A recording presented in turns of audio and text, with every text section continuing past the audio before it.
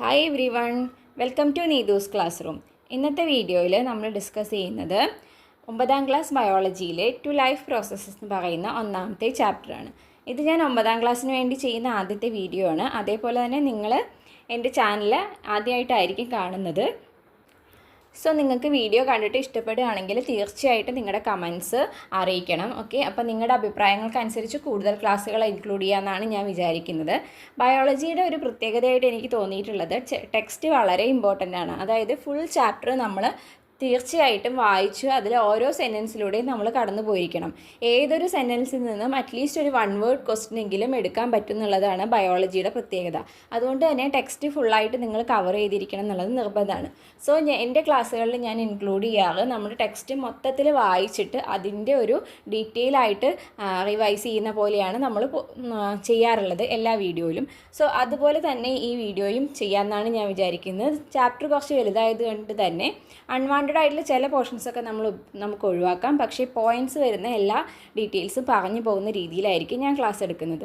So നിങ്ങൾക്ക് ഈ രീതിയിലുള്ള ക്ലാസ്സുകൾ ഇഷ്ടമാവുകയാണെന്നുണ്ടെങ്കിൽ തീർച്ചയായിട്ടും കമൻസിൽ അറിയിക്കണം. എങ്കിൽ മാത്രമാണ് എനിക്ക് കൂടുതൽ ക്ലാസ്സുകൾ ഇൻക്ലൂഡ് ചെയ്യാൻ വേണ്ടിയിട്ട് പറ്റുള്ളൂ. ഓക്കെ, ലൈഫ് പ്രോസസ്സസ് എന്ന് പറയുമ്പം നമ്മുടെ ഒരു അനിമൽ ആണെങ്കിലും പ്ലാന്റ് ആണെങ്കിലും ഏതൊരു ലിവിങ് ഓർഗാനിസത്തിനും അതിൻ്റെ ലൈഫ് മുന്നോട്ട് കൊണ്ടുപോകണമെങ്കിൽ ജീവൻ നിലനിർത്തണമെങ്കിൽ കുറച്ച് ബേസിക് ആയിട്ടുള്ള കാര്യങ്ങളുണ്ട്. അതിനെയാണ് നമ്മൾ ലൈഫ് പ്രോസസ്സസ് എന്ന് പറയാം. സോ ഈ ചാപ്റ്ററിൽ നമ്മൾ പഠിക്കേണ്ട പ്രധാനപ്പെട്ട പോയിൻറ്റ്സുകൾ കൊടുത്തിട്ടുണ്ട്. Metabolism, then internal environment and homeostasis, plasma membrane and exchange of substances, then photosynthesis and nutrients, plant services, plant protection. So നമുക്ക് ഓരോന്നും എന്തൊക്കെയാണെന്ന് ഡീറ്റെയിൽ ആയിട്ട് നോക്കാം.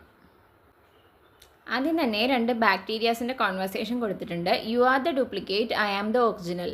No original and no duplicate, both of us are bacteria, it's just that I was made in a lab. അപ്പോൾ ഇതിലെന്താ പറയുന്നത്? ഒരു bacteria പറയുന്നത് ഞാൻ ഒറിജിനലും നീ ഡ്യൂപ്ലിക്കേറ്റും ആണെന്നാണ്. അപ്പോൾ മറ്റേ ബാക്ടീരിയ എന്താ പറയുന്നത്? ഇതിൽ ഒറിജിനലും ഡ്യൂപ്ലിക്കേറ്റും ഒന്നുമില്ല, നമ്മൾ രണ്ടുപേരും ബാക്ടീരിയ ആണ്. ബട്ട് എന്താ വ്യത്യാസം? I was made in a lab. എന്നെ ഉണ്ടാക്കിയത് എവിടെയാണ്? ലാബിലാണ്.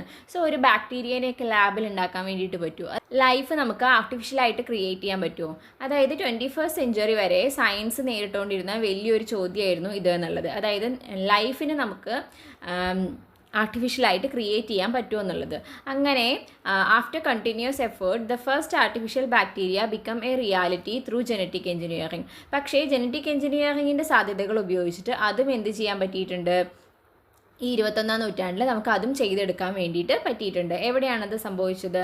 A team of researchers at Cambridge artificially created E coli bacterium that lives in the intestine and soil.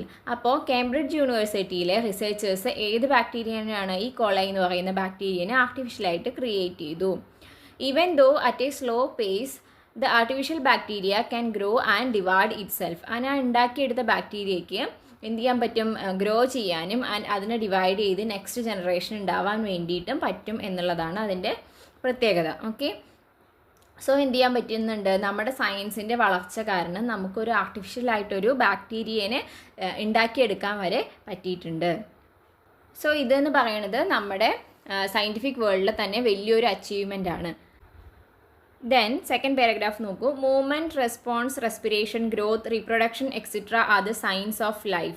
അതായത് ഒരു വസ്തുവിന് ജീവനുണ്ടെന്ന് തിരിച്ചറിയുന്നത് അതിന് എന്തൊക്കെയുള്ള കഴിവുള്ളത് കൊണ്ടാണ്? അതിന് മൂവ്മെൻറ്റ്, അതേപോലെ ഒരു റെസ്പോൺസ് ചെയ്യാനുള്ള കഴിവ്, റെസ്പിറേഷൻ, ഗ്രോത്ത്, അതിൻ്റെ റീപ്രൊഡക്ഷൻ കപ്പാസിറ്റി, ഇതൊക്കെയാണ് ഒരു ഇല്ലാത്ത വസ്തുവിൽ നിന്നും ഒരു ജീവനുള്ള വസ്തുവിനെ വ്യത്യസ്തമാക്കുന്നത്, അല്ലേ?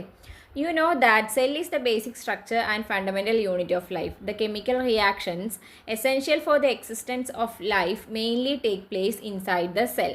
Then നമ്മൾ പണ്ട് മുതലേ പഠിക്കുന്ന ഒരു പോയിന്റ് ആണ് cell is the basic structural and functional unit of life. ഒരു ജീവനുള്ള വസ്തുവിൻ്റെ ബേസിക് യൂണിറ്റ് എന്ന് പറയുന്നത് സെല്ലാണ്. അതുകൊണ്ട് തന്നെ നമ്മുടെ ലൈഫ് എക്സിസ്റ്റ് ചെയ്യാനുള്ള, ലൈഫ് മെയിൻറ്റെയിൻ ചെയ്യാനുള്ള, ജീവൻ നിലനിർത്താനുള്ള എല്ലാ കെമിക്കൽ റിയാക്ഷനും ബേസിക്കലി നടക്കുന്നത് എവിടെ വെച്ചിട്ടാണ്? സെല്ലിൽ വെച്ചിട്ടാണ്. Many molecules are required for the cell structure and cell functions. These molecules are formed by the various combination of elements such as carbon, hydrogen, oxygen, nitrogen, phosphorus and calcium. ഈ സെല്ലിൻ്റെ function ചെയ്യണതിനും അല്ലെങ്കിൽ ആ സെല്ലിനൊരു structure കൊടുക്കുന്നതിലും ഒക്കെ basically involve ആയിട്ടിരിക്കുന്നത് ചില കെമിക്കലുകളാണ്. ആ കെമിക്കലുകളുടെ basic elements എന്ന് പറയുന്നത് carbon, hydrogen, nitrogen, oxygen, phosphorus, അപ്പോൾ ഇത്തരത്തിലുള്ള എലമെൻറ്റുകൾ കൂടി ചേർന്ന് ചില കോമ്പൗണ്ടുകൾ ഉണ്ടാകുന്നു. ആ മോളിക്യൂളുകളാണ് ആ കോമ്പൗണ്ടുകളാണ് എന്തുണ്ടാക്കുന്നത്, ഈ സെല്ലിനെ നിലനിർത്തുന്നതും അതിലത്തെ ഫങ്ഷനെ മെയിൻറ്റെയിൻ ചെയ്യുന്നതും ഒക്കെ ചെയ്യുന്നത്. ഓക്കെ, ഇത്തരത്തിലുള്ള മോളിക്യൂളുകളെ പൊതുവെ അറിയപ്പെടുന്നത് ബയോ മോളിക്യൂൾസ് എന്നാണ്. അതായത് നമ്മൾ പറഞ്ഞില്ലേ കാർബൺ, നൈട്രജൻ അത്തരത്തിലുള്ള എലമെൻറ്റുകൾ കൂടി ചേർന്ന് വ്യത്യസ്ത തരത്തിലുള്ള മോളിക്യൂളുകൾ ഉണ്ടാകുന്നുണ്ട്. അപ്പോൾ ഈ മോളിക്യൂളുകളിൽ ബേസിക് ആയിട്ടുള്ള ആൾക്കാരെന്ന് പറയുന്നത് carbohydrate, protein, lipid and nucleic acid. ഈ 4 ടൈപ്പ് മോളിക്യൂൾസുകളാണ് ബേസിക്കലി നമ്മുടെ ഒരു ജീവനുള്ള വസ്തുവിനെ നിർമ്മിക്കുന്നതും അല്ലെങ്കിൽ അതിനെ നിലനിർത്താൻ സഹായിക്കുകയും ചെയ്യുന്നത്. അതുകൊണ്ട് തന്നെ ഈ മോളിക്യൂളുകളെ ബയോ മോളിക്യൂൾസ് എന്നാണ് അറിയപ്പെടുന്നത്. ദെൻ ഇനി കൊടുത്തിരിക്കുന്ന ഇലസ്ട്രേഷൻ, അതായത് ആ ഒരു എക്സ്പ്ലനേഷൻ വളരെ ഇമ്പോർട്ടൻ്റ് ആണ്, നോക്കി വയ്ക്കുക. ഓക്കെ, അപ്പോൾ ഈ 4 തരത്തിലുള്ള ബയോ മോളിക്യൂളുകളെയും അതിൻ്റെ എക്സാമ്പിളുകളുമാണ് ഇവിടെ കൊടുത്തിരിക്കുന്നത്. നോക്കൂ, ഏതൊക്കെയാണ് biomolecules? Carbohydrate, lipids, proteins and nucleic acid. ഇനി ഇതിന് ഓരോന്നിനും എക്സാമ്പിളുകളുണ്ട്. അതായത് നമ്മൾ ഈ പറയുന്ന glucose, fructose, sucrose, starch, cellulose ഇതെല്ലാം എന്തിൽ വരുന്നതാണ്? വ്യത്യസ്ത തരം കാർബോഹൈഡ്രേറ്റുകളാണ് ഈ പറയുന്നതെല്ലാം. അപ്പോൾ ഇതൊക്കെ എന്തിന് എക്സാമ്പിളുകളാണ്? ബയോമോളിക്യൂൾസിന് എക്സാമ്പിളുകളാണ്. ദെൻ ലിപ്പിഡ്സ് എന്ന് പറയുമ്പോൾ മെയിനായിട്ട് ഫാറ്റ്സ് ആൻഡ് ഓയിൽസ് ആയിട്ടാണ് ലിപ്പിഡ്സ് നമ്മുടെ ബോഡിയിൽ എക്സിസ്റ്റ് ചെയ്യുന്നത്. പ്രോട്ടീൻസ് എന്ന് പറയുമ്പോൾ നമ്മൾ പറയുന്ന വ്യത്യസ്ത തരം നമ്മുടെ ബോഡിയിൽ പ്രസൻ്റ് ആയിട്ടുള്ള എൻസൈമുകൾ, ഹോർമോൺസ്, ആൻറ്റിബോഡീസ് ഇതെല്ലാം എന്താണ്? പ്രോട്ടീൻസുകളാണ്. ഇവയൊക്കെ നിർമ്മിച്ചിരിക്കുന്നത് വ്യത്യസ്ത തരം പ്രോട്ടീനുകളാലാണ്. ദെൻ ന്യൂക്ലിക് ആസിഡ് എന്ന് പറയുമ്പോൾ നമ്മുടെ ബേസിക് മോളിക്യൂൾസ് ആയിട്ടുള്ള DNA, RNA ഇതൊക്കെ എന്തിന് എക്സാമ്പിളാണ്? ന്യൂക്ലിക് ആസിഡ്സിന് എക്സാമ്പിളാണ്. സോ ഈ ഒരു ഇലിസ്ട്രേഷൻ നിങ്ങൾ കൃത്യമായിട്ട് പഠിക്കേണ്ടതാണ്. ഏതൊക്കെയാണ് എല്ലാ എക്സാമ്പിളുകളും നമ്മൾ കേട്ട് പരിചയമുള്ളതായിരിക്കും, ബട്ട് ഏത് വിഭാഗത്തിലാണ് വരണേന്നുള്ളത് കൃത്യമായിട്ട് മനസ്സിലാക്കിയിട്ടുണ്ടാവണം. All life signs are manifested by the actions of biomolecules and many other chemical factors inside the cell. All such chemical reactions together taking place in an organism are called metabolism. അപ്പോൾ നമ്മുടെ life actions നടക്കണമെങ്കിൽ, നമ്മൾ ഇങ്ങനെ ജീവനോടെ മുന്നോട്ട് പോകുന്നുണ്ടെങ്കിൽ നമ്മുടെ ബോഡിയിൽ ചില കെമിക്കൽ റിയാക്ഷനുകൾ കണ്ടിന്യൂസ് ആയിട്ട് നടന്നുകൊണ്ടിരിക്കേണ്ടതുണ്ട്. അപ്പോൾ ഇത്തരത്തിലുള്ള എല്ലാ കെമിക്കൽ റിയാക്ഷനുകളെയും ഒരുമിച്ച് പറയുന്ന, അതായത് ഒരു ഓർഗാനിസത്തിൽ നടക്കുന്ന ഇത്തരത്തിലുള്ള ബേസിക് കെമിക്കൽ റിയാക്ഷനുകളെ എല്ലാം കൂടി പറയുന്ന പേരാണ് മെറ്റബോളിസം എന്നുള്ളത്. ഓക്കെ, സോ അതാണ് മെറ്റബോളിസത്തിൻ്റെ ഒരു ഡെഫിനിഷനായിട്ട് പറയാൻ വേണ്ടിയിട്ട് പറ്റുന്നത്. ആൻഡ് മെറ്റബോളിസത്തിനെ നമുക്ക് 2ആയിട്ട് ഡിവൈഡ് ചെയ്യാം: anabolism and catabolism. Anabolism which combines molecules and catabolism which breaks down molecules. അപ്പോൾ ഈ കെമിക്കൽ റിയാക്ഷനുകളിൽ ചില കെമിക്കൽ റിയാക്ഷനുകളിൽ 2 സാധനങ്ങൾ കൂടി ചേർന്നിട്ട് മറ്റൊരു കെമിക്കലായിട്ട് മാറുകയായിരിക്കാൻ ചെയ്യുന്നുണ്ടാവുന്നത്. അപ്പോൾ അവിടെ എന്താ സംഭവിക്കുന്നത്? ആനബോളിസമാണ് സംഭവിക്കുന്നത്. ഇനി വേറെ ചില സിറ്റുവേഷനിൽ ഈ വലിയ മോളിക്യൂൾ ഡിവൈഡ് ചെയ്ത് 2 ചെറിയ മോളിക്യൂളുകളാവുകയായിരിക്കും ചെയ്യുന്നുണ്ടാവുക. അപ്പോൾ അവിടെ എന്താ സംഭവിക്കുന്നത്? Breaks down മോളിക്യൂളാണ്. സോ ആ പ്രോസസ്സിനെയാണ് നമ്മൾ കാറ്റബോളിസം എന്ന് പറയുന്നത്. കാറ്റബോളിസം ആൻഡ് ആനബോളിസം ടുഗെദർ ഒരുമിച്ച് വിളിക്കുന്ന പേരാണ് മെറ്റബോളിസം എന്ന് പറയുന്നത്. ഓക്കെ, ദെൻ അതിനെക്കുറിച്ചൊരു ഇലിസ്ട്രേഷൻ നെക്സ്റ്റ് കൊടുത്തിട്ടുണ്ട്.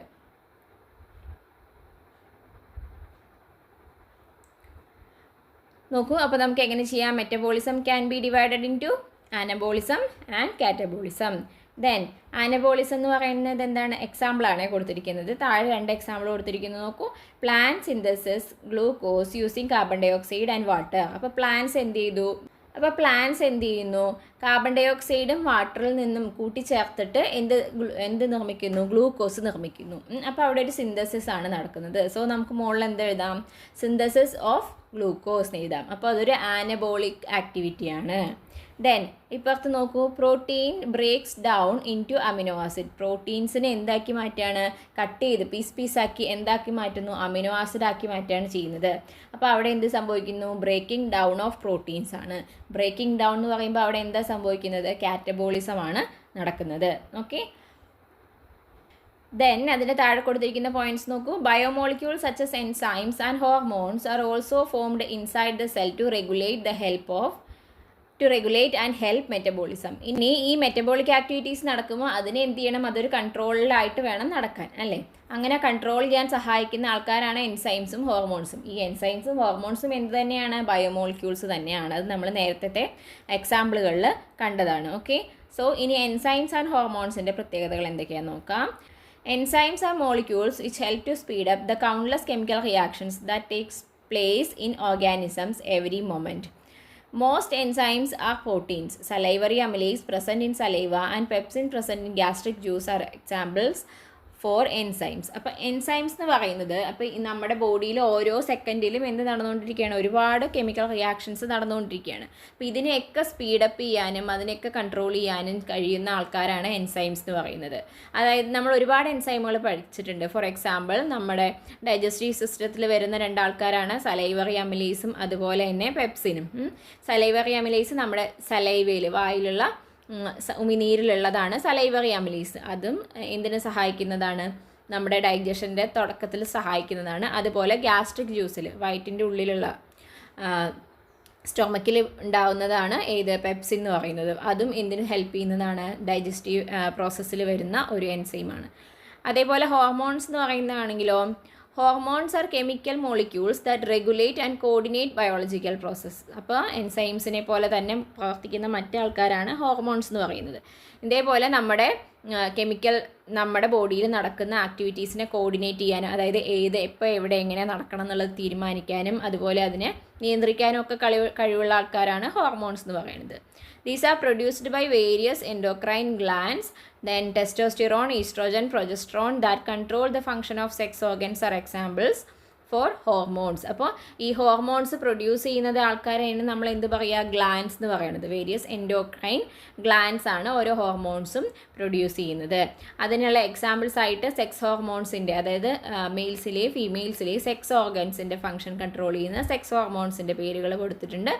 Testosterone, oestrogen and progesterone. Okay, അപ്പോൾ ഈ ബോക്സ് നമ്മൾ പഠിച്ചു വെക്കണം. എന്തൊക്കെ പഠിക്കണം? എൻസൈംസിൻ്റെ ഒരു ഡെഫിനിഷൻ, ഹോർമോൺസിൻ്റെ ഒരു ഡെഫിനിഷൻ, 2-3 എക്സാമ്പിളുകൾ വെച്ചിട്ട് നോക്കി വെക്കണം. ഓക്കെ, ഇതിൽ പറയുന്നത് എന്താണെന്ന് വെച്ചാൽ, നമ്മുടെ മെറ്റബോളിക് ആക്ടിവിറ്റീസിന് വേണ്ടിയിട്ടുള്ള പല ഫാക്ടറുകളും എവിടെ തന്നെയാണുള്ളത്? സെല്ലിൻ്റെ ഉള്ളിൽ തന്നെ സിന്തസൈസ് ചെയ്യുകയാണ് ചെയ്യുന്നത്. But many other factors required for metabolism are obtain from their external environment. അപ്പോൾ മറ്റുള്ള ഫാക്ടേഴ്സൊക്കെ നമുക്ക് എവിടെ നിന്ന് കിട്ടിയിട്ട് വേണം? പുറത്തുനിന്ന് സെല്ലിനകത്തേക്ക് കിട്ടിയിട്ട് വേണം ഈ മെറ്റബോളിക് ആക്ടിവിറ്റീസ് നടത്താൻ. അങ്ങനെയുള്ളതിൻ്റെ കുറച്ച് എക്സാമ്പിൾ പറയാൻ പറഞ്ഞിട്ടുണ്ട്.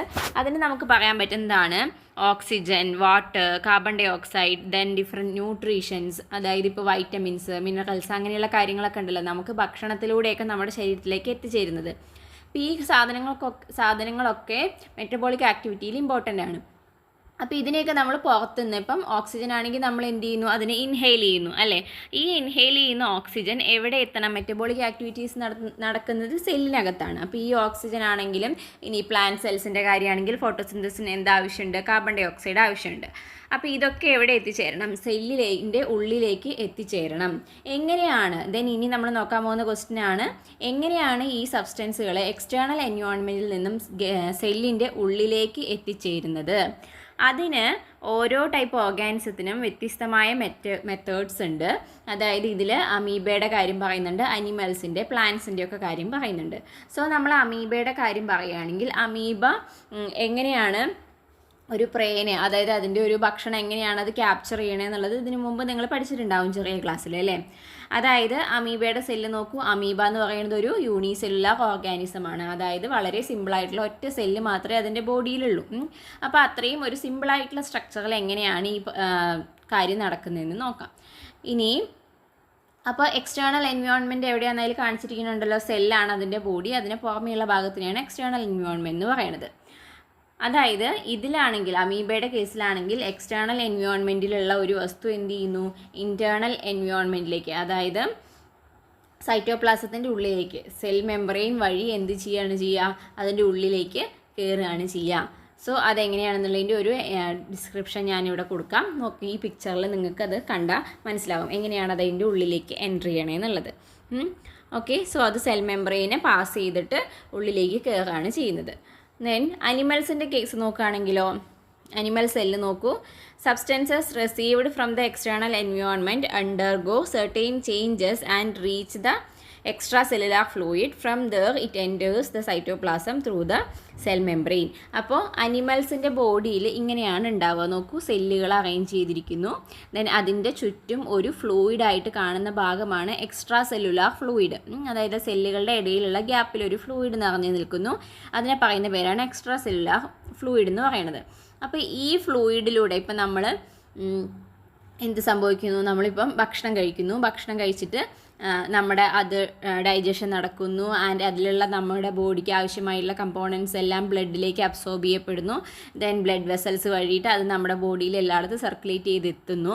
ദെൻ ആ ബ്ലഡ് വെസലിൽ നിന്നും നമ്മുടെ സെല്ലിലേക്ക് എത്തേണ്ട കാര്യങ്ങളൊക്കെ എന്തിലേക്ക് വരും, ഈ എക്സ്ട്രാ സെല്ലുലാർ ഫ്ലൂയിഡിലേക്ക് എവിടുന്ന് വരും, ബ്ലഡ് വെസലിൽ നിന്ന് പാസ് ചെയ്യും. ദെൻ എക്സ്ട്രാ സെല്ലുലാർ ഫ്ലൂയിഡിൽ നിന്നാണ് അത് എങ്ങോട്ട് കയറുക, സെല്ലിനകത്തേക്ക് കയറുന്നത്. ഓക്കെ, അങ്ങനെയാണ് ഒരു അനിമൽസിൻ്റെ ബോഡിയിൽ നടക്കുന്നത്. ദെൻ ഇനി നമ്മൾ പ്ലാന്റിൻ്റെ കാര്യം നോക്കുകയാണെങ്കിൽ, from the external environment substances enter the cytoplasm through various means. പ്ലാന്റ്സിൽ ഇത് വ്യത്യസ്ത രീതിയിൽ നടക്കുന്നുണ്ട്. അതായത് ഇപ്പം വേരിലൂടെ ജലം വലിച്ചെടുക്കുന്നു അല്ലേ, വെള്ളം വലിച്ചെടുക്കുന്നു. അത് എവിടെ എത്തണം, ഹോൾ ദ പ്ലാന്റ് ബോഡി എത്തണം. പ്ലാന്റ് ബോഡിയുടെ എല്ലാ ഭാഗത്തും എല്ലാ സെല്ലിലും അത് എത്തിച്ചേരണം. സോ അതിനൊക്കെ ഓരോന്നും ഓരോ രീതിയിലാണ് നടക്കുന്നത്. 3 മെത്തേഡ്സ് അതിൽ പറയുന്നുണ്ട്. നോക്കൂ, through the cell wall and through extra cellular spaces. അതായത് സെൽ വാളിലൂടെ, അതേപോലെ എക്സ്ട്രാ സെല്ലുലാർ സ്പേസിൻ്റെ ആ ഗ്യാപ്പിലൂടെ, അതായത് ബ്ലൂ കളറിൽ കൊടുത്തിരിക്കുന്ന ഒരു പാത്വേ നിങ്ങൾക്ക് കാണാൻ വേണ്ടിയിട്ട് പറ്റും. ഈ ബ്ലൂ കളറിലുള്ള പാത്വേനെ കുറിച്ചാണ് ഫസ്റ്റ് പോയിന്റിൽ പറയുന്നത്. സെൽ മെമ്പറൈൻ അല്ലെങ്കിൽ പ്ലാസ്മ മെമ്പറൈൻ എന്ന് പറയുന്നത് എന്താണെന്ന് അറിയാമല്ലോ. അതായത് ഒരു സെല്ലിൻ്റെ ആ ഒരു ഔട്ടർ കവറിങ്, ഉള്ളിലുള്ള ഭാഗത്തിന് നമ്മൾ സൈറ്റോപ്ലാസം എന്ന് പറയും. സൈറ്റോപ്ലാസത്തിനെ കവർ ചെയ്ത് നിൽക്കുന്ന ആ ഒരു വാളിനെയാണ് നമ്മൾ എന്ത് പറയാം, പ്ലാസ്മ മെമ്പറൈൻ അല്ലെങ്കിൽ സെൽ മെമ്പറൈൻ എന്ന് പറയാം. അപ്പോൾ അനിമൽ സെല്ലിലാണെങ്കിൽ സെൽ മെമ്പറൈൻ അല്ലെങ്കിൽ പ്ലാസ്മ മെമ്പറൈൻ എന്ന് പറയുന്ന ഒരു ഔട്ടർ ലെയർ മാത്രമാണുള്ളൂ. ബട്ട് പ്ലാന്റ് സെല്ലിനാണെങ്കിൽ എന്തും കൂടി ഉണ്ട്, ഒരു സെൽ വാളും കൂടി ഉണ്ട്. അതായത് പ്ലാസ്മ മെമ്പറൈൻ്റെ തൊട്ട് പുറത്തായിട്ട് എന്തും കൂടി ഉണ്ടാവും, ഒരു സെൽ വാളും കൂടി ഉണ്ടാവും. അപ്പോൾ ഈ സെൽ വാളിലൂടെ, അതേപോലെ ഈ സെല്ലുകളുടെ ഇടയിലുള്ള ഗ്യാപ്പിലൂടെയൊക്കെ പോകുന്നതിനെയാണ് ഈ ബ്ലൂ കളറിൽ കാണിച്ചിരിക്കുന്നത്. ഇതിൽ ഫസ്റ്റ് പോയിന്റ് കൊടുത്തിരിക്കുന്നത്. ദെൻ സെക്കൻഡ് പോയിന്റ് നോക്കൂ, through cytoplasmic connections called plasmodesmata that connect adjacent cells. Plant സെല്ലിലൊരു പ്രത്യേകത നോക്കൂ, അതിൻ്റെ സെല്ലുകൾ തമ്മിലൊരു കണക്ഷൻ നമുക്ക് കാണാൻ വേണ്ടിയിട്ട് പറ്റും. അതായത് ഒരു ഗ്യാപ്പ് ഉണ്ട്, അതായത് സാധനങ്ങൾക്ക് പാസ് ചെയ്ത് ഒരു സെല്ലിൽ നിന്ന് മറ്റൊരു സെല്ലിലേക്ക് ഒരു കണക്ഷൻ ഉണ്ട്. അതിനെ പറയുന്ന പേരാണ് പ്ലാസ്മോഡെസ്മാറ്റ എന്ന്. അപ്പോൾ ഈ പ്ലാസ്മോഡെസ്മാറ്റ വഴി സെല്ലിൻ്റെ ഉള്ളിൽ നിന്ന് ഒരു സെല്ലിൽ നിന്ന് ഒരു സെല്ലിലേക്ക് പാസ് ചെയ്തിട്ട് എന്ത് ചെയ്യാൻ പറ്റും, ഈ സബ്സ്റ്റൻസുകൾക്ക് എല്ലാ സെല്ലിലേക്കും എത്തിച്ചേരാൻ വേണ്ടിയിട്ട് പറ്റും. ദെൻ മൂന്നാമത്തെ മെത്തേഡ് നമ്മൾ പറയുകയാണെങ്കിൽ from one cell to another through plasma membrane. ഇനി പ്ലാസ്മ മെമ്പറൈനിലൂടെ എന്ത് ചെയ്യുന്നുണ്ട്, ട്രാൻസ്ഫർ ചെയ്യുന്നുണ്ട്. അതിനെക്കുറിച്ച് നമ്മളിനി കൂടുതൽ ഡീറ്റെയിൽ ആയിട്ട് താഴത്തേക്ക് അടുത്ത ടോപ്പിക്കിൽ പഠിക്കുന്നുണ്ട്. ദെൻ അവിടെ ഒരു ക്വസ്റ്റ്യൻ കൊടുത്തിട്ടുണ്ട്. നോക്കൂ, is the internal environment like external environment. Environment എന്ന് നമ്മൾ പറയുമ്പോൾ സാധാരണ നമ്മൾ എന്താ പറയുക, അന്തരീക്ഷം, നമ്മുടെ പുറത്തുള്ള എക്സ്റ്റേണൽ എൻവയോൺമെൻറ്റിനെ പറയുക. ഇതേപോലെ തന്നെ നമ്മുടെ ബോഡിയുടെ അകത്ത് ഒരു ഇൻറ്റേർണൽ എൻവയോൺമെൻറ്റ് ഉണ്ടോ എന്നാണ് ആ കുട്ടിയുടെ സംശയം. ദെൻ അതിനുള്ള ആൻസർ ആയിട്ടാണ് ബോക്സിനകത്ത് കൊടുത്തിരിക്കുന്നത്. നോക്കൂ, in animals the fluid found in the space between the cells serves as the internal environment. അപ്പോൾ അനിമൽസിൻ്റെ ബോഡിയിൽ നോക്കുകയാണെങ്കിൽ ഈ സെല്ലുകളുടെ ഇടയിലുള്ള ഒരു ഗ്യാപ്പ് ഉണ്ടല്ലോ, ഒരു സ്പേസ് ഉണ്ട്. അതിനകത്ത് എന്തുണ്ട്, എക്സ്ട്രാ സെല്ലുലാർ ഫ്ലൂയിഡ് ഫില്ലായിട്ടുണ്ട്. അതാണ് എന്തായിട്ട് ആക്ട് ചെയ്യുന്നത്, അതിൻ്റെ ഇൻറ്റേർണൽ എൻവയോൺമെൻറ്റ് ആയിട്ട് ആക്ട് ചെയ്യുന്നത് അനിമൽസിൻ്റെ ബോഡിയിൽ. അതേപോലെ പ്ലാന്റ്സിൻ്റെ നോക്കുകയാണെങ്കിൽ the internal environment of plants consist of cell walls and their components, extra cellular fluid and air sacs between cells. ഇനി പ്ലാന്റ്സിൻ്റെ കാര്യം നോക്കുമ്പോൾ ഞാൻ ഓൾറെഡി പറഞ്ഞു, പ്ലാന്റ്സിൻ്റെ സെല്ലിൻ്റെ പ്രത്യേകത അതിന് പ്ലാസ്മ മെമ്പറൈൻ കൂടാതെ അതിൻ്റെ പുറത്ത് എന്തും കൂടി ഉണ്ട്, ഒരു സെൽ വാളും കൂടി ഉണ്ട്. അപ്പോൾ ഇൻറ്റേർണൽ എൻവയോൺമെൻറ്റ് എന്ന് പറയുമ്പോൾ ഈ സെൽ വാള്, അതിൻ്റെ കമ്പോണൻസ്, അതേപോലെ എക്സ്ട്രാ സെല്ലുലാർ ഫ്ലൂയിഡ് ഉണ്ടാവും. പിന്നെ അതിൽ എയർ സാക്കുകൾ ഉണ്ടാവും, അതായത് എയർ നിറച്ചിട്ടുള്ള ചെറിയ ഇങ്ങനെ പൗച്ച് പോലെയുള്ള ചെറിയ ചെറിയ ഭാഗങ്ങളും ഉണ്ടാവും. ഇതെല്ലാം കൂടി കൂടിച്ചേർന്നിട്ടാണ് പ്ലാന്റിൻ്റെ കേസിൽ ഇൻറ്റേർണൽ എൻവയോൺമെൻറ്റ് എന്ന് നമ്മൾ പറയുന്നത്. Then, keeping the composition of the internal environment constant is called homeostasis. അപ്പോൾ ഹോമിയോസ്റ്റാസിസ് എന്ന് പറയുന്നത് എന്താണെന്ന് വെച്ചാൽ ഈ ഇൻറ്റേർണൽ എൻവയോൺമെൻറ്റിൽ എപ്പോഴും ഒരു സന്തുലിതാവസ്ഥ, എപ്പോഴും ഒരു കമ്പോണൻസ് ഏറിയും കുറഞ്ഞും വരാതെ ഒരു മീഡിയം, അതായത് ഒരു ഒപ്റ്റിമം ലെവലിൽ മെയിൻറ്റെയിൻ ചെയ്ത് പോകണം. അപ്പോൾ ആ ഒരു പരിപാടിനെ, ആ ഒരു പ്രോസസ്സിനെ പറയുന്ന പേരാണ് ഹോമിയോസ്റ്റാസിസ് എന്ന് പറയുന്നത്. Homeostasis need to be maintained for the smooth functioning of metabolism and disruption of the chemical composition of the internal environment can be threatening to life. അപ്പോൾ നമ്മുടെ മെറ്റബോളിക് ആക്ടിവിറ്റി കറക്റ്റായിട്ട് നടക്കണമെന്നുണ്ടെങ്കിൽ ഹോമിയോസ്റ്റാസിസ് ഇമ്പോർട്ടൻ്റ് ആണ്. അതായത് internal എൻവയോൺമെൻറ്റിലെ components എപ്പോഴും അതിൻ്റെ optimum ലെവലിൽ കൂടി പോവാതെയും കുറഞ്ഞു പോവാതെയും ഒരു മീഡിയം ലെവലിൽ നിൽക്കേണ്ടത് അത്യാവശ്യമാണ്. ഇനി അതിലെന്തെങ്കിലും പ്രശ്നം ഉണ്ടാവുകയാണെന്നുണ്ടെങ്കിൽ ആ ഓർഗാനിസത്തിൻ്റെ ലൈഫിന് തന്നെ അത് പ്രശ്നമായിട്ട് വരും. ഇനി അടുത്ത പോർഷനിൽ നമ്മൾ നോക്കുന്നത് exchange of materials through cell membrane ആണ്. ഞാൻ നേരത്തെ ബോക്സിൽ മൂന്നാമത്തെ പോയിന്റ് പറഞ്ഞതാണ് ഇവിടെ എക്സ്പ്ലെയിൻ ചെയ്യാൻ പോകുന്നത്. അപ്പോൾ നമ്മൾ പറഞ്ഞു ഔട്ടർ സ്പേസിൽ നിന്ന് വരുന്ന, അതായത് എക്സ്റ്റേണൽ എൻവയോൺമെൻറ്റിൽ നിന്ന് വരുന്ന സാധനങ്ങൾ ഇൻറ്റേർണൽ എൻവയോൺമെൻറ്റിൽ, അതായത് സെല്ലിൻ്റെ ഇടയിലുള്ള ഗ്യാപ്പിലെത്തുന്നു. then അവിടുന്ന് സെല്ലിൻ്റെ ഉള്ളിലേക്ക് കയറണം. അപ്പോൾ അങ്ങനെ സെല്ലിൻ്റെ ഉള്ളിലേക്ക് കയറണം എന്നുണ്ടെങ്കിൽ ഈ സെൽ മെംബ്രെയിൻ അല്ലെങ്കിൽ പ്ലാസ്മ മെംബ്രെയിൻ എന്ന് പറയുന്ന സാധനത്തിനെ ക്രോസ് ചെയ്ത് വേണം സൈറ്റോപ്ലാസത്തിലേക്ക്, സെല്ലിൻ്റെ ഉള്ളിലേക്ക് എത്താൻ വേണ്ടിയിട്ട്. അപ്പോൾ അതിന് എത്രമാത്രം അനുയോജ്യമായ രീതിയിലാണ് ഈ സെൽ മെംബ്രെയിൻ്റെ സ്ട്രക്ചർ ഇരിക്കുന്നത് എന്നുള്ളതാണ് നമ്മളിനി നോക്കാൻ പോകുന്നത്. ഓക്കെ, അപ്പോൾ ഈ പിക്ചറൊക്കെ, എല്ലാ പിക്ചേഴ്സും ഇമ്പോർട്ടൻ്റ് ആണ്. വളരെ പ്രാധാന്യത്തോടു കൂടി തന്നെ പിക്ചേഴ്സ് പഠിക്കണം, പ്രത്യേകിച്ച് ബയോളജിയിൽ കേട്ടോ. ഇനി നോക്കൂ, ലെഫ്റ്റ് സൈഡിലെ പിക്ചർ നോക്കൂ. നമ്മൾ നേരത്തെ കണ്ടത് തന്നെയാണ്. സെൽ മെംബ്രെയിൻ കാണാം. ദെൻ അതിൻ്റെ ഉള്ളിൽ യെല്ലോ കളറിൽ കാണുന്ന ഭാഗമാണ് എന്ത്, സൈറ്റോപ്ലാസം എന്ന് പറയുന്നത്. സൈറ്റോപ്ലാസത്തിനെ പൊതിഞ്ഞ് കവർ ചെയ്ത് സൂക്ഷിക്കുന്ന ഭാഗമാണ് സെൽ മെംബ്രെയിൻ. സെല്ലുകളുടെ ഇടയിലുള്ള ആ ഒരു ഗ്യാപ്പ്, ആ ബ്ലൂ കളറിൽ കാണുന്നതും അതിലുള്ള ബാക്കി എല്ലാ കമ്പോണൻസും, ഇതെല്ലാം കൂടി ഇനിയാണ് നമ്മൾ ഇൻറ്റേർണൽ എൻവയോൺമെൻറ്റ് എന്ന് പറയുന്നത്. ഇനി ആ സെൽ മെംബ്രെയിനെ ഒന്ന് വലുതാക്കി കാണിച്ചിരിക്കുന്നതാണ് റൈറ്റ് സൈഡിലെ ഭാഗം എന്ന് പറയുന്നത്. നോക്കൂ, ഇങ്ങനെയാണ് ഒരു സെൽ മെംബ്രെയിൻ്റെ സ്ട്രക്ചർ ഉണ്ടാവുക. ഇതിൻ്റെ ഓരോ കമ്പോണൻസിനും അതിൻ്റേതായ പ്രത്യേകതകളും ഫങ്ഷനുകളും ഉണ്ട് കേട്ടോ. ദെൻ ഈ ഭാഗത്തുനിന്ന് ഒന്ന് രണ്ട് ഇമ്പോർട്ടൻറ്റ് പോയിൻ്റ് ഉണ്ട്, നിങ്ങൾ നോട്ട് ചെയ്ത് വെക്കേണ്ടത്. ഫസ്റ്റ് തന്നെ ഒരു ക്വസ്റ്റ്യൻ നോക്കൂ. Having you understood why cell membrane is also known as plasma membrane? അപ്പോൾ സെൽ മെംബ്രെയിനെ എന്തെന്നും പറയുന്നുണ്ട്, പ്ലാസ്മ മെംബ്രെയിൻ എന്നും പറയുന്നുണ്ട്. അതെന്തുകൊണ്ടാണെന്ന് ചോദിച്ചിട്ടുണ്ട്. സോ അതിൽ പ്രത്യേകിച്ച് കോംപ്ലിക്കേഷൻ ഒന്നുമില്ല. അതായത് പ്ലാസ്മ എന്ന് പറയുന്നത് സൈറ്റോപ്ലാസത്തിൻ്റെ മറ്റൊരു പേരാണ്. അതായത് cytoplasm is also known as plasma. So അതിൻ്റെ ഒരു മെംബ്രെയിൻ അതായത് സൈറ്റോപ്ലാസത്തിനെ കവർ ചെയ്യുന്ന ഒരു മെംബ്രെയിൻ ആയതുകൊണ്ട് അതിനെ പ്ലാസ്മ മെംബ്രെയിൻ എന്നും അതേപോലെ സെൽ മെംബ്രെയിൻ എന്നും പറയുന്നു. അത്രയേ ഉള്ളൂ. ഓക്കെ, ദെൻ ഇമ്പോർട്ടൻറ്റ് പോയിന്റ് വരുന്നത് നെക്സ്റ്റ് ആണ്. അതിൻ്റെ സൈഡിൽ കൊടുത്തിരിക്കുന്ന ക്വസ്റ്റ്യൻ നോക്കൂ. Why plasma membrane is known as selectively permeable membrane find out. അതായത് പ്ലാസ്മ മെംബ്രെയിനെ സെലക്റ്റീവ്ലി പെർമിയബിൾ മെംബ്രെയിൻ എന്നാണ് പറയുന്നത്. അതെന്തുകൊണ്ടാണ്? സോ ഈ ക്വസ്റ്റ്യൻ എപ്പോഴും എക്സാമിന് ചോദിക്കാൻ സാധ്യതയുള്ളൊരു ക്വസ്റ്റ്യൻ ആണ് കേട്ടോ. അതിൻ്റെ ആൻസറായിട്ട് വരുന്ന ഒരു ഭാഗമാണ് നമ്മൾ ലെഫ്റ്റ് സൈഡിൽ കൊടുത്തിരിക്കുന്ന paragraph. Only certain molecules can pass through the plasma membrane. അപ്പോൾ നമ്മൾ മുകളിൽ പ്ലാസ്മ മെംബ്രെയിൻ്റെ പിക്ചർ കണ്ടല്ലോ. അതിൽ കൂടെ എന്ത് ചെയ്യാൻ പറ്റില്ല, എല്ലാ മോളിക്യൂൾസിനും ഇഷ്ടം പോലെ ഉള്ളിലേക്കും പുറത്തേക്കും പാസ് ചെയ്യാൻ പറ്റില്ല.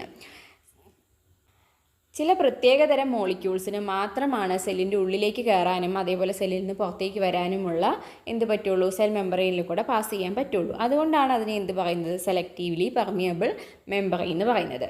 ദെൻ ഏതൊക്കെയാണ് അങ്ങനത്തരത്തിലുള്ള മോളിക്യൂൾസ് നോക്കുകയാണെങ്കിൽ water, oxygen, carbon dioxide etcetera can easily pass through it, but certain substances and ions can only pass through special channels or pores present in the plasma membrane. Water, oxygen, carbon dioxide ഇതിനൊക്കെ easy ആയിട്ട് കുറച്ചും കൂടി എളുപ്പത്തിൽ plasma membrane cross ചെയ്ത് അപ്പുറത്തേക്കും ഇപ്പുറത്തേക്കും move ചെയ്യാൻ വേണ്ടിയിട്ട് പറ്റും. പക്ഷേ അതിനേക്കാളും വലിയ അല്ലെങ്കിൽ അതിനേക്കാളും കുറച്ച് കോംപ്ലക്സ് ആയ ചില മോളിക്യൂൾസ് അതേപോലെ തന്നെ ചില അയോൺസ് ഇതിനൊക്കെ കടന്നു പോകാൻ വേണ്ടിയിട്ട് പ്ലാസ്മ മെംബ്രെയിനിലെ പ്രത്യേക ചാനലുകൾ അല്ലെങ്കിൽ പോർസ് ഇതൊക്കെ ഉണ്ട്. ഇതിലൂടെ മാത്രമാണ് അതിനുള്ളിലേക്കും പുറത്തേക്കും മൂവ് ചെയ്യാൻ വേണ്ടിയിട്ട് പറ്റുള്ളൂ. അപ്പോൾ ഈ കാരണങ്ങൾ കൊണ്ടൊക്കെയാണ് പ്ലാസ്മ മെംബ്രെയിനെ സെലക്റ്റീവ്ലി പെർമിയബിൾ മെംബ്രെയിൻ എന്ന് പറയുന്നത്. ഇനി അതിന് സെപ്പറേറ്റ് ആയിട്ട് ഒരു ആൻസർ വേണമെന്നുണ്ടെങ്കിൽ ഇതുപോലെ നമുക്ക് എഴുതാൻ വേണ്ടിയിട്ട് പറ്റും. Plasma membrane enables the entry and exit of only some selected molecules, that's why it is called selectively permeable membrane. ഇങ്ങനെ വേണമെങ്കിൽ നമുക്ക് എഴുതാൻ വേണ്ടിയിട്ട് പറ്റും. ഓക്കെ, ഇങ്ങനെ പ്ലാസ്മ മെംബ്രെയിനിലൂടെ മോളിക്യൂൾസ് അങ്ങോട്ടും ഇങ്ങോട്ടും കിടക്കുന്നത് നമുക്ക് മനസ്സിലാക്കാൻ വേണ്ടി തന്നെ നമ്മുടെ ഡെയിലി ലൈഫിലും ഇതുപോലെയുള്ള ചില കാര്യങ്ങളൊക്കെ സംഭവിക്കുന്നുണ്ട്. സോ അത് ബേസ് ചെയ്തിട്ട് നമുക്ക് എങ്ങനെയാണ് ഈ ഒരു പ്രോസസ്സ് നടക്കുന്നതെന്ന് മനസ്സിലാക്കാം. അതിന് വേണ്ടിയിട്ടുള്ള ഒരു എക്സ്പെരിമെൻ്റാണ് അതിൽ കൊടുത്തിരിക്കുന്നത്. Take a thin outer layer of spinach or rhoeo leaf, cut it into 2 pieces and put one in fresh water and the other in concentrated salt solution. After 2 minutes, transfer both the layers to a slide and observe under a microscope. അപ്പോൾ എന്താ പറയുന്നത്, ഒരു spinach അല്ലെങ്കിൽ ചീരയുടെ അങ്ങനെ എന്തെങ്കിലും ഒരു ഇല എടുത്തിട്ട് അതിൽ നിന്ന് എന്തെടുക്കുക, ഈ പീൽ ചെയ്തെടുക്കുക. അതിൻ്റെ പുറം ഭാഗത്ത് നിന്ന് ഇങ്ങനെ പൊളിച്ചെടുത്താൽ തിന്നായിട്ടുള്ള ഒരു ലെയർ ഓഫ് സെൽസ് കിട്ടും. അതിൽ ഒരു പീസ് എന്ത് ചെയ്യണം, സോൾട്ട് സൊല്യൂഷനിൽ ഇടണം, ഒന്ന് ഫ്രഷ് വാട്ടറിലും ഇടണം. ദെൻ 2 മിനിറ്റിന് ശേഷം ഇത് രണ്ടും എടുത്തിട്ട് മൈക്രോസ്കോപ്പിലൂടെ സ്ലൈഡിൽ വെച്ചിട്ട് മൈക്രോസ്കോപ്പിൽ നിരീക്ഷിക്കാൻ വേണ്ടിയിട്ടാണ് പറഞ്ഞിരിക്കുന്നത്. സോ അതിൽ എങ്ങനെയാണ് നമുക്ക് കാണാൻ പറ്റുക എന്നുള്ളത് 2 ഫിഗറായിട്ട് കൊടുത്തിട്ടുണ്ട്. നോക്കൂ, ഫസ്റ്റ് ഫിഗറിൽ എങ്ങനെയാണുള്ളത്, സെല്ല് നല്ല റിജിഡായിട്ട് വലുതായിട്ട് അല്ലേ കൃത്യമായിട്ട് കാണാൻ വേണ്ടിയിട്ട് പറ്റുന്നുണ്ട്. ദെൻ രണ്ടാമത്തേലാണെങ്കിലോ സെല്ലിലെ സൈറ്റോപ്ലാസം എല്ലാം കൂടി ഷ്രിങ്ക് ചെയ്ത് ചുരുങ്ങി ഒരു ഭാഗത്തായിട്ട് സെൻറ്ററിലായിട്ട് ഇങ്ങനെ ചുരുങ്ങിയിട്ട് കോൺസെൻട്രേറ്റ് ചെയ്തിരിക്കുന്നതാണ് നമുക്ക് കാണാൻ വേണ്ടിയിട്ട് പറ്റുന്നത്. ദെൻ അടുത്ത ക്വസ്റ്റ്യൻ പറയണത്, ഈ ഫിഗർ 1 കാണിക്കുന്ന സെല്ല് സോൾട്ട് വാട്ടറിൽ ഇട്ടതാണോ അതോ ഫ്രഷ് വാട്ടറിൽ ഇട്ടതാണോ, അതേപോലെ ഫിഗർ 2 കാണിക്കുന്ന സെല്ല് ഏതിലിട്ടപ്പോഴാണ് ഇങ്ങനെ ഷ്രിങ്ക് ചെയ്ത് പോയത്. അപ്പോൾ ഫിഗർ 1 കാണിക്കുന്നത് ഫ്രഷ് വാട്ടറിലിട്ട ലീഫിൻ്റെ പീസിൻ്റെ സെല്ലാണ് ഫിഗർ 1 കാണിക്കുന്നത്. അത് ഫിഗർ 2 കാണിക്കുന്നതാണെങ്കിലോ സോൾട്ട് വാട്ടറിലിട്ടതാണ്. അപ്പോൾ എന്തുകൊണ്ടാണ് ഇതിന് രണ്ടിനും ഇങ്ങനെ ഒരു വ്യത്യാസം എന്നുള്ളത് ആണ് അടുത്തൊരു പിക്ചറിലൂടെ നമുക്ക് എക്സ്പ്ലെയിൻ ചെയ്ത് തരുന്നത്. നോക്കൂ, ഇങ്ങനെ ഒരു ബീക്കറിൽ നോക്കൂ, അതിൽ പിങ്ക് കളറിലുള്ള ഡോട്ട് കാണിക്കുന്നത് വാട്ടർ മോളിക്യൂൾസും യെല്ലോ കളറിലുള്ളത് സോൾട്ട് മോളിക്യൂൾസുമാണ്. ഓക്കെ, ദെൻ ഒരു ഫസ്റ്റത്തെ ബീക്കർ നോക്കുകയാണെങ്കിൽ അതിൻ്റെ മിഡിലിൽ വെച്ചിരിക്കുന്നത് നോക്കൂ, അതൊരു സെമി പെർമിയബിൾ മെംബ്രെയിനാണ്. അപ്പോൾ ഒരു ബീക്കറിൽ ഒരു സെമി പെർമിയബിൾ മെംബ്രെയിൻ വെച്ചിട്ട് ആ ബീക്കറിനെ 2 ഭാഗങ്ങളായിട്ട് സെപ്പറേറ്റ് ചെയ്തിരിക്കുന്നു. ഒരു ഭാഗത്ത് എന്താണ് വാട്ടറും മറ്റേ ഭാഗത്ത് കൂടുതൽ സോൾട്ട് മോളിക്യൂൾസും കുറച്ച് വാട്ടർ മോളിക്യൂളും ഉള്ള രീതിയിലാണ് അതിനെ സെപ്പറേറ്റ് ചെയ്തിരിക്കുന്നത്. ദെൻ അവിടെ എന്താണ് സംഭവിക്കുന്നത് നോക്കൂ, വാട്ടർ മോളിക്യൂൾസ് എവിടെ നിന്ന് പോകുന്നു, വാട്ടർ മോളിക്യൂൾസ് ലെഫ്റ്റ് സൈഡിലെ ഭാഗത്ത് നിന്ന് റൈറ്റ് സൈഡിലേക്ക് പോകുന്നു. കാരണം ലെഫ്റ്റ് സൈഡിൽ വാട്ടർ മോളിക്യൂൾസിൻ്റെ എണ്ണം കൂടുതലും റൈറ്റ് സൈഡിൽ വാട്ടർ മോളിക്യൂൾസിൻ്റെ എണ്ണം കുറവുമാണ്. ആൻഡ് അതിനെ സെപ്പറേറ്റ് ചെയ്തിരിക്കുന്നത് ഒരു സെമി പെർമിയബിൾ മെംബ്രെയിനുമാണ്. ഇനി അങ്ങനെ പോയിട്ട് റൈറ്റ് സൈഡിലെ പിക്ചർ നോക്കൂ, ലെഫ്റ്റ് സൈഡിലെ picture at the beginning of the experiment ആണ്, റൈറ്റ് സൈഡിലേത് ആഫ്റ്റർ 1 hour ആണ്. ഒരു മണിക്കൂറിന് ശേഷം ഈ മോളിക്യൂൾസിൻ്റെ എണ്ണം തുല്യമാകുന്നു. അതായത് ലെഫ്റ്റ് സൈഡിലെയും റൈറ്റ് സൈഡിലെയും വാട്ടർ മോളിക്യൂളിൻ്റെ എണ്ണം തുല്യമാകുന്നതുവരെ ഈ ഒരു മൂവ്മെൻറ്റ് നടക്കുന്നു. വാട്ടർ മോളിക്യൂൾസ് സെമി പെർമിയബിൾ മെംബ്രെയിനിലൂടെ റൈറ്റ് സൈഡിലേക്ക് പാസ് ചെയ്ത് പോകുന്നു. ഓക്കെ, അപ്പോൾ ഇതിന് പറയുന്ന ഈ ഒരു പ്രക്രിയയ്ക്ക് പറയുന്ന പേരാണ് ഓസ്മോസിസ്. അപ്പോൾ നേരത്തെ നമ്മൾ ലീഫിൻ്റെ സെല്ല് സോൾട്ട് വാട്ടറിലും ഫ്രഷ് വാട്ടറിലും ഇട്ടപ്പോഴും ഇത് തന്നെയാണ് സംഭവിച്ചത്. അതായത് ഈ ലീഫ് സെല്ല് ഫ്രഷ് വാട്ടറിലിട്ടപ്പോൾ എന്താണ് സംഭവിച്ചത്, ഫ്രഷ് വാട്ടറിൽ അതായത് ബീക്കറിലെ വാട്ടറിൽ ആണ് വാട്ടർ മോളിക്യൂൾസിൻ്റെ എണ്ണം കൂടുതൽ, അതേപോലെ സെല്ലിനകത്ത് എന്താണ് വാട്ടർ മോളിക്യൂൾസിൻ്റെ എണ്ണം കുറവാണ്. അപ്പോൾ എന്ത് സംഭവിച്ചു, പുറത്തുനിന്നുള്ള വെള്ളം ഉള്ളിലേക്ക് കയറി, സൈറ്റോപ്ലാസത്തിലേക്ക് കയറി, അവിടെ എന്തായി വെള്ളത്തിൻ്റെ അളവ് കൂടി. അപ്പോൾ സെല്ല് നന്നായിട്ട് റിജിഡായിട്ട് വലുതായിട്ട് ഇങ്ങനെ വീർത്ത് ഇരുന്നു അല്ലേ. ആ വെള്ളം വാക്യൂളായിട്ട് കിടക്കുന്നതാണ് ആ സെൻറ്ററിൽ നമുക്ക് കാണാൻ പറ്റുന്ന സ്പേസും. ഓക്കെ, ദെൻ ഫിഗർ 2 കാണിക്കുന്നത് സോൾട്ട് വാട്ടറിൽ സെല്ലിട്ടപ്പോൾ എന്താ ഉണ്ടായത്, സൈറ്റോപ്ലാസത്തിനെ അപേക്ഷിച്ച് പുറത്ത് സോൾട്ട് വാട്ടറിൽ സോൾട്ട് മോളിക്യൂൾസ് ആണ് കൂടുതൽ, വാട്ടർ മോളിക്യൂൾസ് കുറവാണ്. അപ്പോൾ സൈറ്റോപ്ലാസത്തിൽ ഉണ്ടായിരുന്ന വാട്ടറും കൂടി എവിടേക്ക് പോകുന്നു, പുറത്തേക്ക് പോകുന്നു. അതായത് സോൾട്ട് വാട്ടറിലേക്ക് സെല്ലിൻ്റെ ഉള്ളിൽ നിന്നുള്ള വെള്ളം പുറത്തേക്ക് പോയി. അങ്ങനെ പുറത്തേക്ക് പോയപ്പോൾ സൈറ്റോപ്ലാസത്തിൻ്റെ അളവ് കുറയുകയും അത് ചുരുങ്ങി ഇങ്ങനെ ഒരു കോൺസെൻട്രേറ്റഡ് രൂപത്തിൽ വന്നിരിക്കുകയും ചെയ്യുന്നു. അതാണ് ഇവിടെ രണ്ടിലും സംഭവിച്ചിട്ടുള്ള വ്യത്യാസം. അപ്പോൾ ഇതിൻ്റെ ബേസിക് നടക്കുന്ന പ്രക്രിയ എന്ന് പറയുന്നത് ഓസ്മോസിസ് ആണ്. ദെൻ ഓസ്മോസിസിൻ്റെ ഒരു ഡെഫിനിഷൻ അവിടെ കൊടുത്തിട്ടുണ്ട്. നോക്കൂ, osmosis is the movement of water molecules from a region of its higher concentration to a region of its lower concentration through a semi permeable membrane. അതായത് വാട്ടർ മോളിക്യൂൾസ് കോൺസെൻട്രേഷൻ കൂടിയ ഭാഗത്തു നിന്നും concentration കുറഞ്ഞ ഭാഗത്തേക്ക് ഒരു സെമി പെർമിയബിൾ മെംബ്രെയിനിലൂടെ move ചെയ്യുന്നതിനെയാണ് osmosis എന്ന് പറയുക. എടുത്തു പറയണം, ഓസ്മോസിസ് എന്ന് പറയുന്നത് മൂവ്മെൻറ്റ് ഓഫ് വാട്ടർ മോളിക്യൂൾസിനെയാണ്. പ്രത്യേകിച്ച് വാട്ടർ മോളിക്യൂൾസ് മൂവ് ചെയ്യുമ്പോഴാണ് നമ്മൾ എന്ത് പറയുക, ഓസ്മോസിസ് എന്ന് പറയുക. അത് എങ്ങോട്ടാണ് മൂവ് ചെയ്യുക, കോൺസെൻട്രേഷൻ കൂടിയ ഭാഗത്തു നിന്നും കോൺസെൻട്രേഷൻ കുറഞ്ഞ ഭാഗത്തേക്ക്. ഓക്കെ, അപ്പോൾ ഓസ്മോസിസിൻ്റെ ഡെഫിനിഷൻ പഠിച്ചു വയ്ക്കണം, ചിലപ്പം ഡിഫൈൻ ചെയ്യാൻ വേണ്ടിയിട്ട് ചോദിക്കാൻ സാധ്യതയുണ്ട്. ഇനി കൂടുതലായിട്ട് ഇതിൽ എക്സാമ്പിൾ വെച്ചിട്ടാണ് ചോദിക്കാൻ സാധ്യത. അതിൽ വരുന്ന 2 ക്വസ്റ്റ്യൻസ് ആണ് ഇതിൽ കൊടുത്തിരിക്കുന്നത്. അതായത് ഇവിടെ ഇപ്പോൾ സ്പിനാച്ചിൻ്റെ അല്ലെങ്കിൽ റിയോയുടെ സെല്ലിന് എന്താണ് സംഭവിച്ചത് സോൾട്ട് വാട്ടറിലിട്ടപ്പോൾ എന്നുള്ള ഒരു ക്വസ്റ്റ്യൻ മുകളിൽ ചോദിച്ചിട്ടുണ്ട്. അതേപോലെ ലെഫ്റ്റ് സൈഡിലുള്ള യെല്ലോ ബോക്സിൽ കൊടുത്ത ക്വസ്റ്റ്യൻ നോക്കൂ. What happens to raisins placed in fresh water and why? അതായത് നമ്മൾ വേറെ എക്സാമ്പിളുകൾ പറയുന്നു, നമ്മുടെ ഡെയിലി ലൈഫിൽ നിന്ന് പറയുന്ന എക്സാമ്പിളാണ്. നമ്മുടെ ഉണക്കമുന്തിരി റേസിൻസ് വെള്ളത്തിലിട്ട് വയ്ക്കുമ്പോൾ അത് വീർത്ത് വരും അല്ലേ, കുറച്ച് സമയം കഴിയുമ്പോൾ. അതെന്തുകൊണ്ടാണ്? അതേപോലെ നമ്മുടെ മാങ്ങ നമ്മൾ ഉപ്പ് വെള്ളത്തിലിട്ട് വെച്ചാൽ അത് ഷ്രിങ്ക് ആവും, അത് ചുരുങ്ങിപ്പോവും. അവിടെ എന്താണ് സംഭവിക്കുന്നത് എന്നൊക്കെ എക്സാമ്പിൾ വെച്ച് ക്വസ്റ്റ്യൻ ചോദിക്കാൻ സാധ്യതയുണ്ട്. അവിടെയൊക്കെ നടക്കുന്ന ബേസിക് പ്രിൻസിപ്പിൾ എന്ന് പറയുന്നത് ഓസ്മോസിസ് തന്നെയാണ്. അപ്പോൾ അതിൻ്റെ ആൻസർ എങ്ങനെ കൊടുക്കേണ്ടതെന്ന് നമുക്ക് നോക്കാം. സോ അതിൻ്റെ ആൻസർ നോക്കുകയാണെങ്കിൽ why did the cell that was immersed in the salt water shrink എന്ന് ചോദിച്ചാൽ നമുക്ക് പറയാം, the cell shrunk when immersed in salt water because water moved out of the cell through osmosis. Here concentration of water molecule is higher inside the cell compared to outside. അതായത് salt വാട്ടറിലിടുമ്പോൾ cell shrink ചെയ്യുന്നു, ചുരുങ്ങുന്നു. കാരണം through osmosis വെള്ളം അകത്തുനിന്ന് പുറത്തേക്ക് പോകുന്നു. കാരണം എന്താണ്, കമ്പയർഡ് ടു ഔട്ട്സൈഡ്, അതായത് പുറത്തെ സോൾട്ട് വാട്ടറിനെ കമ്പയർ ചെയ്ത് നോക്കുമ്പം സെല്ലിനകത്താണ് വാട്ടറിൻ്റെ കോൺസെൻട്രേഷൻ കൂടുതൽ. സോ അതുകൊണ്ടാണ് സെല്ല് ഷ്രിങ്ക് ആവുന്നത്. ദെൻ റെസിൻസിൻ്റെ കേസ് നോക്കുകയാണെങ്കിലോ, ഫ്രഷ് വാട്ടറിലിട്ട റെസിൻസിന് എന്ത് സംഭവിക്കുന്നു? യെല്ലോ കോളത്തിലുള്ള ക്വസ്റ്റ്യൻ ആൻസർ നമുക്ക് എന്ത് എഴുതാം? They swell up due to osmosis. Here concentration of water is high outside compared to inside, thus water enter inside through the semi-permeable membrane. അവിടെ എന്താ സംഭവിക്കുന്നത്? റെസിൻസ് സ്വെല്ല് ചെയ്യുകയാണ് ചെയ്യുക, വീർത്ത് വരികയാണ് ചെയ്യുക. കാരണം എന്താ, അവിടെ കോൺസെൻട്രേഷൻ ഓഫ് വാട്ടർ കുറവുള്ളത് സെല്ലിനകത്താണ് അല്ലെങ്കിൽ റെസിൻസിനകത്താണ്. സോ പുറത്തുനിന്നുള്ള വെള്ളം ഓസ്മോസിസ് വഴി അകത്തേക്ക് കയറുകയാണ് ചെയ്യുക. അപ്പോൾ ഓസ്മോസിസ് നമ്മൾ എപ്പോഴും എക്സ്പ്ലെയിൻ ചെയ്യുമ്പോൾ സെമി പെർമിയബിൾ മെംബ്രെയിൻ എന്നുള്ള വേർഡ് അതിലുണ്ടാവാൻ ശ്രദ്ധിക്കുക, അത് വളരെ ഇമ്പോർട്ടൻ്റ് ആണ്. അപ്പോൾ ഇത്തരത്തിൽ എക്സാമ്പിൾ വെച്ചിട്ടുള്ള ക്വസ്റ്റ്യനും നമുക്ക് പ്രതീക്ഷിക്കാം. ഓസ്മോസിസിൻ്റെ ഡെഫിനിഷനും ശ്രദ്ധിക്കാം.